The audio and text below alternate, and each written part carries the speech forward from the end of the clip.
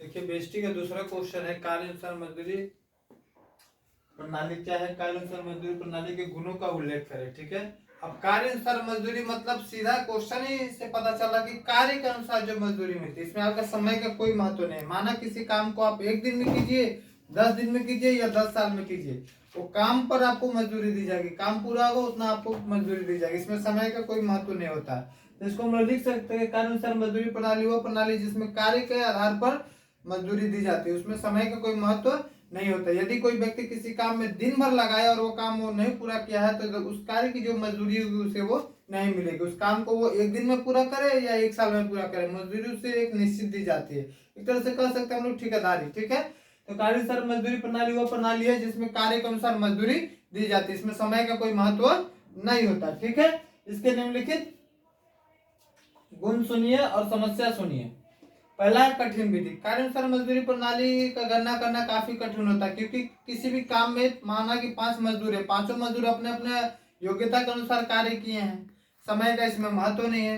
कोई कोई कुछ काम किए, कोई कुछ काम किए, तो जो जितना काम करेंगे उनको उतना मजदूरी दी जाएगी। इसलिए कार्य अनुसार मजदूरी प्रणाली में क्या होता है, उनकी मजदूरी की गणना करना थोड़ा कठिन हो जाती है। दूसरा होता है मजदूरी का पूर्वानुमान। कार्य अनुसार मजदूरी प्रणाली में मजदूरी का पूर्वानुमान लगाना असंभव हो जाता है, क्योंकि कौन सा मजदूर कितना कार्य करेगा इसका अनुमान हम पूर्व में नहीं लगा सकते। उसके कार्य के अनुसार मजदूरी हमें भुगतान करनी पड़ती है। तीसरा है अनिश्चित मजदूरी की गारंटी।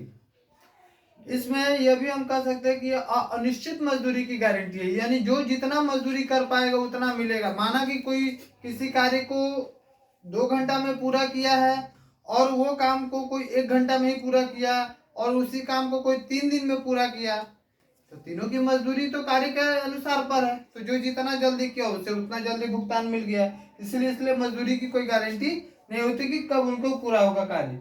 इसमें उत्तम कार्य का अभाव होता है। समझ सकते विद्यार्थियों की ठेकेदारी एक तरह से होता है, जो हम दे दिए ठेका किसी को काम पूरा करने का, वो जानेगा कि जल्दी जितना जल्दी हम काम खत्म कर दे।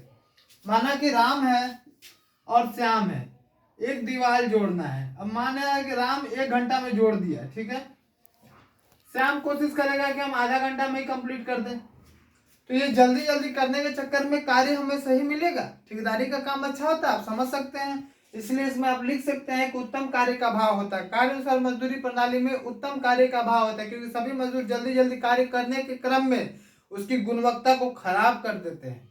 ठीक है, तीसरा है अधिक क्षति। कार्य अनुसार मजदूरी प्रणाली में किसी भी कार्य को जल्दीबाजी में करने पर नई तकनीकी मशीनों को आवश्यकता से अधिक रफ्तार में चलाने से मशीनों को टूटने फूटने की संभावना, कार्य में क्षति होने की संभावना अत्यधिक हो जाती है। क्योंकि मजदूरों को क्या लगा रहता है कि मैं जल्दी जल्दी कार्य को पूरा करूं और मैं मजदूरी लेते चला जाऊं, लेकिन इस क्रम में वो उसकी योग्यता, उसकी गुणवत्ता, मशीन की कार्य क्षमता सब वो भूल जाते हैं, जिसके कारण अत्यधिक क्षति हो जाती है। इसलिए कहा जा सकता है कि कार्य अनुसार मजदूरी प्रणाली में काम की योग्यता की क्षति होती है, साथ साथ मशीनें और उसमें जुड़े जो योग्य सामान है वो भी टूटने फूटने की संभावना अत्यधिक होती है। ठीक है।